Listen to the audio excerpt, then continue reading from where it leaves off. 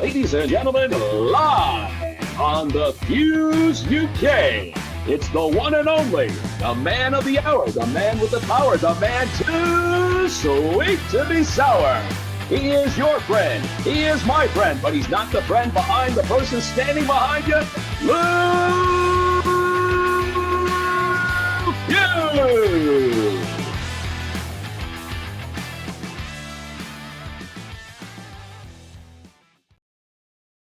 Yes, people, what's happening? Nice one for coming back to the Fuse UK. It's much appreciated, as always. A happy new year to everyone as well. This is the first proper podcast that we'll be doing in 2024.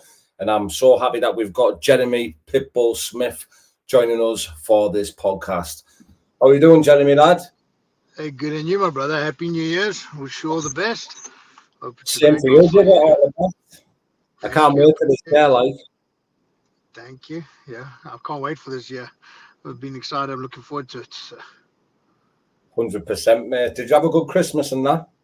Yeah, it was chilled, actually. It was very relaxed. It was nice. It was good. So. Yeah, same for me, really. Just a chilled one. It's what it's all about. The year went so quick, I didn't even realize it was New Year's. It was literally 1 minute. It was last year, and all of a sudden it's the next year. I was like, whatever. I was wondering if we could start this podcast, mate, just by talking about how's life been since BKFC 43. Yeah, sure. Well, it's been good. Obviously, I'm up for nomination for Fight of the Year after that fight. Yeah. Obviously, so it was a great fight. Houston Alexander, great opponent, great man, great guy. I tore my shoulder in the first round, so I kind of had one arm, but then I had to go for surgery afterwards, but I'm recovered 100% now, back in the training, back in the swing of things. Yeah, just waiting for him to give me a set date for, I think we're going to do the BKFC Africa card. So, yeah, just staying ready, getting ready nicely. My shoulder's 100% better now. So, I'm, feeling good, feeling strong. But, yeah, it's been good. It's been a good year after that so far. So far, so good. What's the mindset like when you're in a fight and your shoulder goes in the first round? Especially especially when you're fighting Houston Alexander. The guy knocks everybody out and you got one arm and you try to throw it and it's like, it doesn't even fucking move. Well, yeah, that you know what? Give it all you got. It's already torn. There's nothing more you can do. It's off. It's not going to work. So what's the worst that's going to happen? They're going to stop the fight, or you never know. Maybe I'll land a punch with my other arm, but I can still fight. Just because I got one arm doesn't mean I can't fight. So I literally put my hand up, put it on my head, and just walked forward and kept throwing. So. Crazy. So after this fight, obviously you've ended up with an injury in your shoulder. Did it keep it out in the gym long? Oh, yeah, I went for surgery. I had to get surgery done. And then the American system is a bit backward when it comes to medical. And obviously, I don't know it. Being from South Africa, it's a lot easier back home. You just phone and get your shit done. So I had to wait and then get approval from the medical insurance companies, and then they had to do this. So it was a bit of a procedure, but I got it done. And it actually worked out better because I was going to go to one doctor, and he was good. But then because of the delay, I actually and he was not under my medical insurance, I went to another doctor who turns out to be like one of the best ones in South Florida. He does all the baseball players, NFL players, and all of that. So I was in good hands. Dr. Yoldis, great doctor, great guy as well. He's done a lot of fighters as well. So it worked out for the better. Having a bit of a delay, I got a better surgeon. So. Yeah, it's good that you're feeling 100% now as well. Back to normal. Yep. Back to normal, feeling good. Good, man. And how did it feel when you found out that BKFC are going to be going over Africa? Oh, I was excited because I've been trying to push for that from the beginning, basically, and I've tried to help where I can and speak to the people, tell them which fighters are going to be best, which venue will be the best. And obviously, I'm from there. I know everybody and I know everything there. So I kind of gave as much input as I could to try to get it there as quickly as possible. Obviously, with which sponsors would be good for the sport and good for the sponsorship as well. So, yeah, also the right venue and also the right fighters. Because, again, they don't know anybody going there. They got the tryouts, but you got to know who sells tickets. You know what I mean? Who's going to get the show watched? Who's going to put on a good fight and not just talk about it? So. Yeah, that's another thing. It's not even just about selling the tickets and that, is it? It's also about if they've got the heart to carry on and not going to sort of embarrass themselves. Yeah, so I put a long list through. I gave them a good list of guys, and I spoke to the guys personally as well, and told them, listen, hey, this is go to the drought, go do this stuff, and yeah. So so far it's going good. We're just waiting for a final date. I'm not too sure exactly what date it is, but I know it's the first quarter of this year, as far as I know. And we've got a guy that fights on the UK shows. He's a fellow Yeah, countryman to yourself. He's been on the yeah. podcast a couple of times, and he said that there's a bit of history between you and himself, Mr. Chaz Waserman. There's actually not really much history, whatever. Apparently he doesn't like me. I don't really care. Is that a fight that interests you, though? Yeah, if he's not suspended in South Africa anymore, then we can fight. If he's not what, sorry, he's suspended. Yeah, he's suspended in South Africa. Boxing, South Africa has him suspended if you look at his box rec. I don't know if he's still suspended or not, but the last time I checked, it says indefinitely. Ah, right, I didn't know that. If you check on your box rec quickly, you can check it. I don't really care about him, whatever. He talks this big game about him being able to fill out arenas. Nobody cares about him. So whatever. If he wants to fight, we can fight. From like past, did you used to train together or something, or fought in the past? I've sparred with him twice in MMA. I fucked him up both those times. There was no point. Like whatever. He was a good talented guy, but he just didn't stick it out in any gyms. He had a couple of fights. He hasn't even really had that many. He's also only had one BKFC fight. Yeah. Yeah. Let him have a few more, and then whatever. If he's trying to make like all he ever talks about is me, so I live in his head rent free basically. Well. Do you watch much of the BKFC UK? Yeah, I watch it. Yeah, I watch a little bit. I like it. UK guys are tough. They're like the South African guys. They come and fight. So. Who's your favourite British fighter? The champ, Mike Terrell. Mick Terrell. Terrell, yeah. Yeah, he's cool. I like him. He looks like a nice guy, straightforward guy. Come forward, fucking fight. I like the way he fought as well. He's good. It was a good fight, wasn't it, that the other week? Yeah, very good. But I liked him. He's not arrogant. He doesn't speak shit. He's humble. He comes and he fights, which is what we should do. Just speaking shit behind, trying to rev yourself up or rev your opponent up. It's stupid. We're both going to go in there and punch each other. Let's get it done and let's shake hands afterwards. This bullshit talking, like it's been done before and it's overdone, I think, personally. And now you've you've built a name for yourself in the BKFC. Now you're sort of setting stone there. The fire in your belly more to want to do better things in the sport. Oh, of course. I want to obviously get as far as I can. I'd love to obviously push for a title shot. I want to get that belt. I want that belt. I want to obviously take it to Africa, push to get more shows in Africa as well, and obviously grow the sport as much as possible. Yeah, and I've seen, obviously, you're saying that you're going to fight at different weights as well. I've seen on a podcast you done not long ago, you said that you're going to go down to 185. Which weight is it that you actually want to be fighting at? Comfortable? I've fought 185 and up, so for me, it doesn't really make a difference. I'll fight anything. They want me to fight at 205, I'll fight at 205. They want me to make 185, they just got to give me a bit more notice. That's all. So I've done 185. I fought for them 185 for two of my fights. So, yeah. And then two of them have been two of them at 185, and then I think two of them at 205. But yeah, 185 works for me. If they want it, it's whatever. It's just I got to diet more. That's all. Yeah. And I don't have to do a big ass water cut. So yeah. Seen some of them water cuts bad. Like some of the lads look bad when they've done them. When it goes bad, it's bad. That's the problem. I did that. I had a bad cut once when I went down to 170. 77 kilos, and that destroyed me. I went from 100 down to 77, and that just killed me. Yes. Not obviously just on the water cut, but bringing it down. And that was, everything hurt. I made the weight and stuff, but I didn't perform at all. It was useless. So I don't think I would ever go down that much again. So. Yeah, it's dangerous as well, isn't it, mate? Because obviously it's not just the weight cut that's dangerous. It's the fight that you're going into the next day. Exactly. And then, the problem is when you start cutting so much weight, your body you lose water from the brain. And that's when the dangerous shit comes in. That's when you get hit and your brain moves a bit more and it doesn't absorb as much. So. Yeah, it's dead. I don't suppose that any dangerous than boxing, though, because obviously you can take a lot more punishment with the gloves on, can't you, when you've got that weight cut? Well, you can take more punishment, but the impact on the brain is still the same.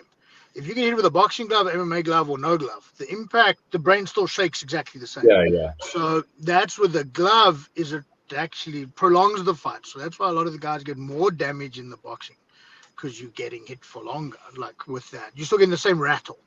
So. That's what they said years ago, didn't they? Because originally boxing was bare hands, but the book started to put padding on the gloves so the fights last longer. Exactly, because you've also got the cuts. People get cut a lot more and that sort of stuff. So they wanted the fights to go longer, so they started putting on gloves. But if you look at those little gloves like that Rocky Marciano fought in, those are like those bag mitts. That's just protecting a little bit. It's just leather mittens, aren't they? Exactly. And also the thing is, it protects your hand so you can throw more. Like even a bare knuckle, if that doesn't, what you got the wraps up to here basically. When you're throwing and your hand's getting hurt, it hurts. You don't want it, like you're gonna have to pick your shots a bit more. You're not gonna go as wild. Like if you even look at the old Valtudo fights in Brazil, the guys used to strike with their palms in the MMA, and like they would pick their shots. They wouldn't just be throwing out wild. Yeah, because there's loads of different ways you can get hurt in the bare knuckle. Different, isn't there? Exactly. Like you said there, your hands, you could catch someone's elbow or the wrong place in the head. Their forehead. Yeah. Hit him on the forehead. It's gonna break your hand. I broke my hand in MMA with the MMA glove on and wraps. So and that's just from hitting somebody on the forehead. Fucking hell. That means you hit hard as well. I still knocked him out with the same hand afterwards. I broke it in like the second round, and I knocked him out in the third round with the same hand. I was hitting it, and I'm like, fuck, this is so sore. Please fucking stop. No way. Would you ever like to come over to the UK and fight? Yeah, I'd love to. I've got quite a lot of friends that side, because a lot of South Africans immigrated there, like especially like from years ago. And I've got quite a lot of friends there as well, so it'd be nice to go there. So I'd love to come even just do some training that side. Yeah, it'll be cool. Look, I've never been to the UK. I've used the airport, but that doesn't count. So I would like to go. I don't think I'd like to live there because you guys never have any sunshine. Oh no, man, you wouldn't want. It's good to visit, but you wouldn't want to live there. I'm not trading in Florida weather for that shit. Fuck that shit. How do you find it? Because it was 2021 you moved to Florida. Yeah, 2021. Yeah, it's good. Over there. It's not. Look, Florida. I was lucky. I chose one of the better states. Florida's a nice state. Also, there's not as much taxes as well, which is good. Income, much more taxes, less taxes. But yeah, it's nice. The weather's great. It's Florida, so it's nice. Like I'm happy I chose this state than any of the others. But obviously, I still miss home sometimes. Obviously, that's where all my friends and family are. So it's been difficult sometimes, but it's, you know what, at least I have electricity. Back home we got no electricity, so how come was the electricity cut or something back at home? The power plants can't run the grid apparently, but then during New Year's it's fine and whatever. It's probably just corruption, and so there's something that somebody's not getting paid right or something. They never repaired the stations, the power plants, so they didn't keep the upkeep going. So they can't support the amount of people there are in the country now. So that's not basic. Yeah, they just took the money they were supposed to use and bought houses and cars and planes and went on holidays. The typical third world country. Yeah, it's typical third world corruption, like that shit. So. But yeah, hopefully it gets better there. See. Just a question as well, Jeremy, what I ask all the other fighters when they come on is, why do you fight? Is it just the lifestyle? I love fighting. And I'd rather get paid for it than go to court. So I've always loved fighting. So yeah, I've always been good at it and I've always loved it. I love the competition behind it, the training behind it, the actual fight as well. Like a lot of people just like the training. I like the actual fight. The fighting's my favorite part. The sparring's my favorite as well. So it's like if I could just do sparring, I would, but that's not good for the brain. So yeah, unfortunately, we can't. So we got to do some technique every now and then. But I just love fighting. I love the competition about it, and But you're in the right place as well, aren't you? Florida, that's where all the gyms are, isn't it? Yeah, it's a big fighting state. That's how I actually first came to Florida. I came here for fights for XFC. I was fighting in Tampa, and that's how I started to actually like the place. And I used to come out for training camps, train at American Top Team, and that was all obviously for the MMA. And then yeah, I just liked it, and I realized that it's like the capital of the fight place. Vegas used to be, but for the gyms wise, Florida is definitely the capital for fighting. Yeah, and it's a lovely place as well. Just the sunshine, the park, everything's there in it. Yeah, it's winter and it's like 25 degrees Celsius, obviously. It's 25 degrees, it's winter. I'm wearing shorts and a t-shirt. It's the middle of winter. It's lovely. And there's no humidity. Like in summer, it's 35 degrees with 80% humidity. It's like real feel 45 or 42 or some shit. So Yeah, that's crazy. summers get grueling, summers get hot, but you know what? It's worth it. Most of the time we sit in the aircon, so it's okay, the air conditioner. So. Yeah, absolutely. Living life. Yeah, well, it's America. Everywhere's got AC. So. Yeah, you have the big boxes. I worked over America for. Yep. Well, they have the big boxes. All the houses done.